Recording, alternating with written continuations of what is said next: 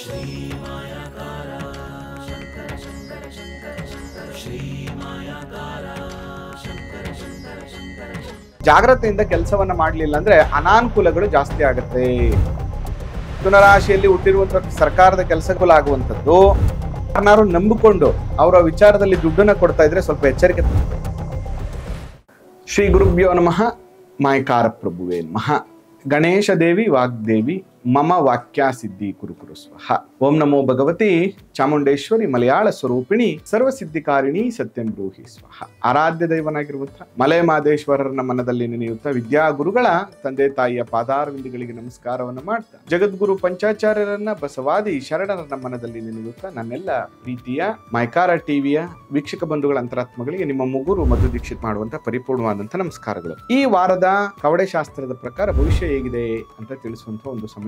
ಇನ್ನು ಕೂಡ ನಮ್ಮ ಚಾನಲ್ ನೀವು ಸಬ್ಸ್ಕ್ರೈಬ್ ಆಗಿಲ್ಲ ಅಂದ್ರೆ ಬೇಗ ಸಬ್ಸ್ಕ್ರೈಬ್ ಆಗಿ ಫಾಲೋ ಮಾಡಿ. ಈ ವಾರ 11ನೇ ತಾರೀಕು ಅಂದ್ರೆ ಮೇ 11ನೇ ತಾರೀಕಿಂದ ಮೇ 17ನೇ ತಾರೀಕುವರೆಗೆ ಹೈಲೈಟ್ಸ್ ಅನ್ನ ನೋಡೋದಾದ್ರೆ 1947ನೇ ಶ್ರೀಶಕೆ ವಿಶ್ವಾವಸು ಸಂವತ್ಸರ ಉತ್ತರಾಯಣ ವಸಂತ ಋತು ವೈಶಾಖ ಮಾಸದ ಶುಕ್ಲ ಪಕ್ಷ 2 ದಿನ ಮಾತ್ರ. ನೋಡಿ, ಇವತ್ತು ಚತುರ್ದಶಿ ಇರುವಂತದ್ದು, ಚಾಂದ್ರ ನರಸಿಂಹ ಜಯಂತಿ ಇರುವಂತದ್ದು. ಮತ್ತೆ 12ನೇ ತಾರೀಕು ಹುಣ್ಣಿಮೆ, ಇದನ್ನ ಬುದ್ಧ ಪೂರ್ಣಿಮೆ ಅಂತ ಕರಿತೀವಿ, ಆಗಿ ಹುಣ್ಣಿಮೆ ಅಂತ ಕರಿತೀವಿ. ಅದನ್ನ ಬಿಟ್ರೆ 13ನೇ ತಾರೀಕು ದೇವರ್ಷಿ ನಾರದ ಮಹರ್ಷಿಗಳ ಜಯಂತಿ ಇರುವಂತಹ ಒಂದು ವಿಶೇಷ ದಿನ. ಇನ್ನೇನು ಈ ವಾರದಲ್ಲಿ ಅಂತ ವಿಶೇಷವಾದಂಥದ್ದು ಏನಿಲ್ಲ.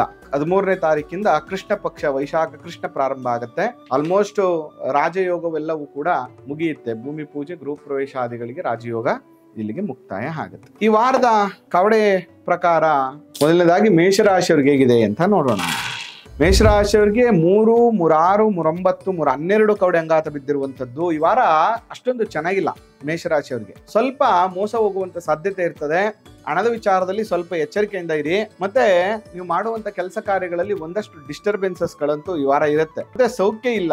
ಜಾಗ್ರತೆಯಿಂದ ಕೆಲಸವನ್ನ ಮಾಡ್ಲಿಲ್ಲ ಅಂದ್ರೆ ಅನಾನುಕೂಲಗಳು ಜಾಸ್ತಿ ಆಗುತ್ತೆ ಅನ್ನುವಂಥದ್ದು ಬರ್ತಾ ಇದೆ. ನೀವು ಮಾಡಬೇಕಾಗಿರುವಂತದ್ದು ಏನಂದ್ರೆ ವಿಶೇಷವಾಗಿ ಸುಬ್ರಹ್ಮಣ್ಯ ಸ್ವಾಮಿಗೆ ಮನೆಯಲ್ಲಿ ತುಪ್ಪದ ದೀಪವನ್ನು ಹಚ್ಚಿಟ್ಟು ಈ ವಾರದ ಕಾರ್ಯಕ್ರಮವನ್ನು ಶುರು ಮಾಡಿ. ವೃಷಭ ರಾಶಿಯವರಿಗೆ ಹೇಗಿದೆ ಅಂತ ನೋಡೋಣ. ವೃಷಭ ರಾಶಿಯವರಿಗೆ 3, 3, 6, 6, 2, 8 ಕವಡೆ ಅಂಗಾತ ಬಿದ್ದಿರುವಂತದ್ದು. ಈ ವಾರ ಏನು ಶತ್ರು ಪೀಡೆ, ಶತ್ರು ಕಾಟ ಆದಿಗಳಿರ್ತಿತ್ತು ಅಥವಾ ವ್ಯಾಜ್ಯಗಳಿತ್ತು, ಅದು ಕ್ಲಿಯರ್ ಆಗುವಂತ ಸಾಧ್ಯತೆಗಳು. ಮತ್ತೆ ಈ ವಾರ ನೀವು ಮಾಡಬೇಕಾಗಿರುವಂತಹ ಕೆಲಸ ಕಾರ್ಯಗಳಲ್ಲಿ ಅನುಕೂಲ ಆಗುವಂಥದ್ದು ಮತ್ತು ಒಂದಷ್ಟು ಧನಮಾನ ಲಾಭಗಳಾಗುವಂಥದ್ದು. ಅಥವಾ ನೀವು ಏನು ಅನ್ಕೊಂಡಿದ್ದೀವಿ ವಾರ ಮಾಡಬೇಕು ಅಂತ ಕೆಲಸ ಕಾರ್ಯಗಳಲ್ಲಿ ಯಶಸ್ಸು ನಿಮಗೆ ಪ್ರಾಪ್ತಿ ಆಗತ್ತೆ. ಇನ್ನು ಮಿಥುನ ರಾಶಿಯವ್ರಿಗೆ ಹೇಗಿದೆ ಅಂತ ನೋಡೋಣ. ಮಿಥುನ ರಾಶಿಯವರಿಗೆ 5, 10, 13 ಕವಡೆ ಅಂಗಾತ ಬಿದ್ದಿರುವಂತದ್ದು. ಸರ್ಕಾರದಿಂದ ಸಹಾಯ, ಸರ್ಕಾರದ ಕೆಲಸಕ್ಕೆ ಸಂಬಂಧಪಟ್ಟದ್ದು ಏನಾದ್ರು ಈ ವಾರ ನೀವು ಯೋಜನೆಯನ್ನ ಅನ್ಕೊಂಡಿದ್ರೆ ಅದು ಮಿಥುನ ರಾಶಿಯಲ್ಲಿ ಹುಟ್ಟಿರುವಂತ ಸರ್ಕಾರದ ಕೆಲಸಗಳಲ್ಲಿ ಮಾಡ್ತಾ ಇದ್ರೆ ಅವ್ರಿಗೆ ಅನುಕೂಲ ಆಗುವಂಥದ್ದು. ಧನಲಾಭ ಮತ್ತು ಮನೆಯಲ್ಲಿ ಒಂದಷ್ಟು ಶುಭ ಕಾರ್ಯಗಳ ಆಲೋಚನೆಗಳು, ಚಿಂತನೆಗಳಾಗುವಂಥದ್ದು ಮತ್ತು ಸೌಖ್ಯ ಆಗುವಂಥದ್ದು.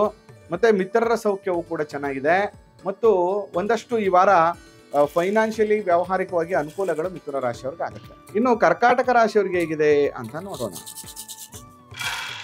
ಕರ್ಕಾಟಕ ರಾಶಿಯವರಿಗೆ 4, 8, 8, 9 ಕವಡೆ ಅಂಗಾತ ಬಿದ್ದಿರುವಂಥದ್ದು. ಮನೆಗೆ ಬಂಧುಗಳು ಬರುವಂಥದ್ದು, ರಾಜ ಸನ್ಮಾನ, ಸಮಾಜದಲ್ಲಿ ಸನ್ಮಾನ ದೊರೆಯುವಂಥದ್ದು, ಕಾರ್ಯದಲ್ಲಿ ಸಿದ್ಧಿ ಲಾಭ ಜಯ ಸಿಗುವಂಥದ್ದು, ಅಂದುಕೊಂಡಂತ ಕಾರ್ಯದೆಲ್ಲ ಅನುಕೂಲಗಳು ಜಾಸ್ತಿ ಆಗುವಂಥದ್ದು.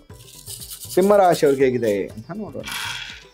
ಸಿಂಹರಾಶಿಯವರಿಗೆ 4, 8, 8, 12, 12, 13 ಕವಡೆ ಅಂಗಾತ ಬಿದ್ದಿರುವಂಥದ್ದು. ಸರ್ಕಾರದ ಕೆಲಸ ಮಾಡ್ತಾ ಇರುವಂತವರಿಗೆ ಬಹಳ ವಿಶೇಷವಾದಂತಹ ಅನುಕೂಲಗಳಾಗತ್ತೆ ಮತ್ತು ಧನಲಾಭ ಇದೆ, ಅನುಕೂಲ ಇದೆ. ಅಂದುಕೊಂಡಂತ ಕಾರ್ಯದಲ್ಲಿ ಒಂದಷ್ಟು ಅಂದುಕೊಂಡಿರುವಂತವರಿಂದ ಹಣ ಬರಬೇಕಾಗಿದ್ರೆ, ಅಂದುಕೊಂಡಂತ ಕೆಲಸಗಳಾಗಬೇಕು ಅಂದ್ರೆ ಪೆಂಡಿಂಗ್ ಉಳ್ಕೊಂಡಿರುವಂತ ಕೆಲಸ ಕಾರ್ಯಗಳೆಲ್ಲವೂ ಕೂಡ ಈ ವಾರ ಕಂಟಿನ್ಯೂ ಆಗುತ್ತೆ, ನಿಮ್ಗೆ ಅನುಕೂಲ ಆಗುತ್ತೆ.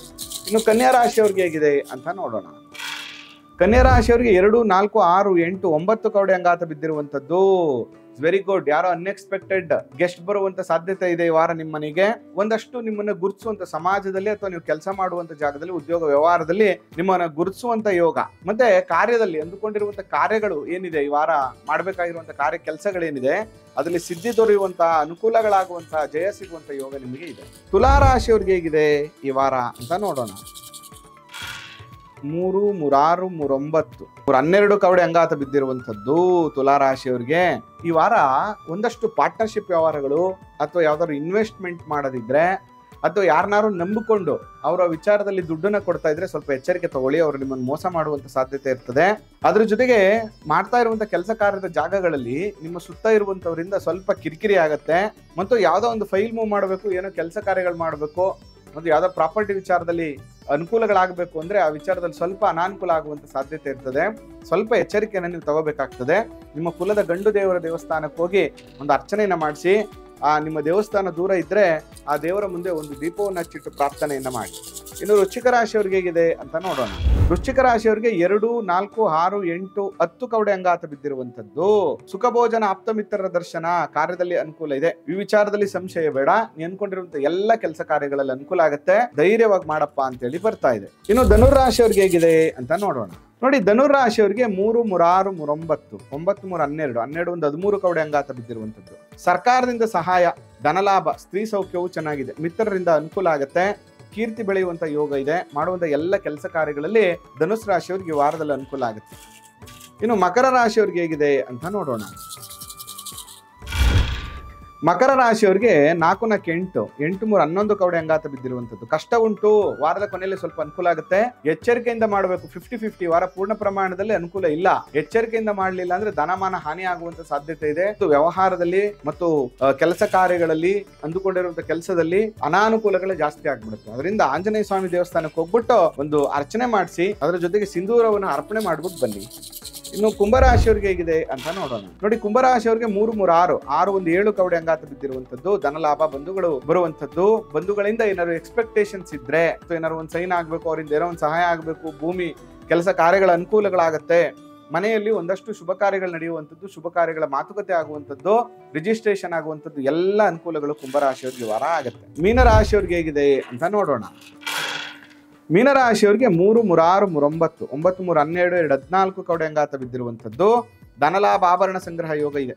ಕಳೆದು ಹೋದ ವಸ್ತು ಸಿಗುವಂಥದ್ದು, ಶಾರೀರಿಕ ಸೌಖ್ಯ ಬೆಳೆಯುವಂಥದ್ದು, ಅನುಕೂಲ ಆಗುವಂಥದ್ದು, ವ್ಯವಹಾರದಲ್ಲಿ ಲಾಭ ಆಗುವಂಥದ್ದು, ಪುಣ್ಯಕ್ಷೇತ್ರಗಳ ದರ್ಶನ ಮಾಡುವಂತಹ ವಾರ ಇದು. ಅದರಿಂದ ಮೀನರಾಶಿಯವರು ಕೂಡ ಈ ವಾರ ಚೆನ್ನಾಗಿದೆ ಅಂತ ಹೇಳ್ತಾ ಈ ವಾರದ ಕವಡೆ ಶಾಸ್ತ್ರದ ಪ್ರಕಾರ ವಾರ ಭವಿಷ್ಯ ಹೇಗಿದೆ ಅಂತ ಮುಕ್ತಾಯಗೊಳಿಸ್ತಾ ಇದ್ದೇನೆ.